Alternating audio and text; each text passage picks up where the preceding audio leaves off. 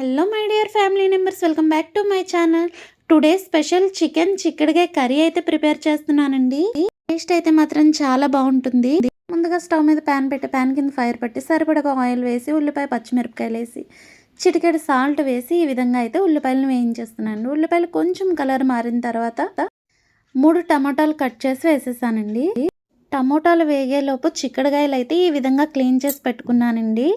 ఈ చిక్కుడుగాయల పేరు కూడా చికెన్ చిక్కుడుగాయలు అంటండి వీటి పేరు. చికెన్ని కూడా క్లీన్ చేసి పెట్టుకున్నాను. ఉల్లిపాయ టమాటో అయితే బాగా మగ్గిపోయాయండి. ఇందులో ముందుగా అయితే చికెన్ వేసేసాను. చికెన్ వేసేసి 2 నిమిషాల పాటు ఈ విధంగా అయితే వేయించేస్తున్నానండి. ఈ విధంగా వేయించుకొని ఒక 2 నిమిషాల తర్వాత క్లీన్ చేసి పెట్టుకున్న చిక్కుడుగాయలు కూడా వేసేస్తున్నానండి. చిక్కుడుగాయలు వేసేసి ఒకసారి అయితే కలిపేస్తున్నానండి. వీటిని ఒక 2 నిమిషాల పాటు సిమ్లో పెట్టి మూత అయితే పెట్టేస్తున్నానండి. 2 నిమిషాల తర్వాత మూత తీసి చూస్తున్నానండి.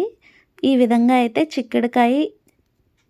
చికెన్ కూడా బాగా అయితే మగ్గిపోయింది. చికెన్లో ఉన్న వాటర్ అంతా కూడా ఆవిరైపోయిందండి. ఇలా ఆయిల్ సపరేట్ అయిన తర్వాత ఇందులో చిటికెడు పసుపు, 1 స్పూనున్నర కారం ఇంకా కొంచెం తినేవాళ్ళు అయితే 2 స్పూన్ల వరకు వేసుకోవచ్చండి.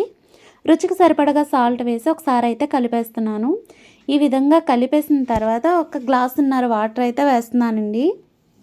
వాటర్ ఈ విధంగా వేసుకుని ఒకసారి అయితే కలిపేస్తున్నానండి. ఇలా కలిపేసిన తర్వాత ఒక 10 నుండి 15 నిమిషాల పాటు మూత పెట్టి అయితే ఉడికిస్తున్నానండి. 15 నిమిషాల తర్వాత మూత తీసి చూస్తున్నానండి. చిక్కుడుగాయ కర్రీ అయితే ఒక 50% వరకు ఉడికిపోయిందండి. ఇందులో అల్లం వెల్లుల్లి జీలకర్ర పేస్ట్ అయితే వేసి ఒకసారి కలిపేస్తున్నానండి. ఈ విధంగా కలుపుకొని మళ్ళీ ఒక 5 నిమిషాల పాటు మూత పెట్టి ఉడికిస్తున్నాను.